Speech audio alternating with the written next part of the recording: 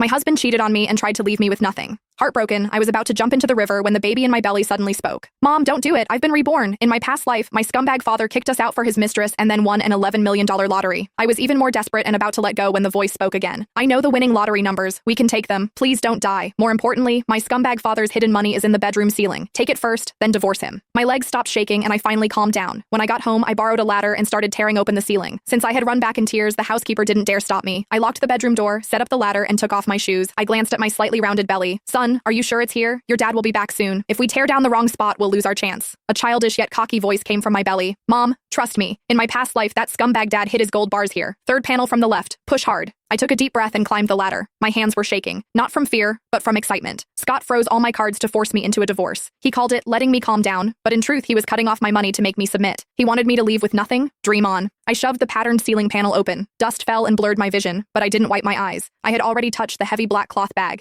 It was so heavy that I nearly fell off the ladder while pulling it out. Be careful, Mom. If you fall, we'll both die. Don't jinx it. My hands shook as I opened the bag. Golden light flashed before my eyes. It was filled with gold bars. I had never seen so much gold in my life. I rummaged through it and found stacks of US dollars underneath. How much money is this? About $5 million. That scumbag dad secretly siphoned it from the company behind his partner's backs. It was meant as startup money for him and his mistress to enjoy life overseas. In your past life, you jumped into the river and let them get away. They used this money to go abroad, get credentials, and return as famous entrepreneurs, completely forgetting you. Hearing this, my anger exploded. Scott, you bastard. I built everything with you from nothing, and now that you were rich, you cheated on me, hid money from me, and even tried to drive me to death. I took the gold bars out one by one and packed them into the suitcase I'd prepared earlier. What if Scott finds out when he gets back? I stared at the dark opening, worried. If he found out, I might not even make it out of this house, let alone get a divorce. Mom, are you silly? Just stuff some old books into the box next to it so it looks full, then put the ceiling panels back. They haven't been opened in years. By the time he notices, we'll be long gone. I suddenly understood. I grabbed a few of Scott's showpiece books from the top shelf, stuffed them into the black bag, and put it back in the ceiling. Then I carefully secured the panels. I even wiped away the fingerprints on the edges. Then I sat on the floor, my heart pounding. Even jumping into the river hadn't been this thrilling. Just then, the door opened downstairs. Scott's impatient voice followed. Tara, did that crazy woman come back? I froze. Mom, don't give in. You're the victim now. Act desperate and make him think you've given up. I kicked the suitcase of gold bars deep under the bed, then messed up my hair and sat on the edge. I forced myself to calm down and tears immediately welled up. When Scott pushed the door open, he saw me looking heartbroken. Disgust flashed in his eyes.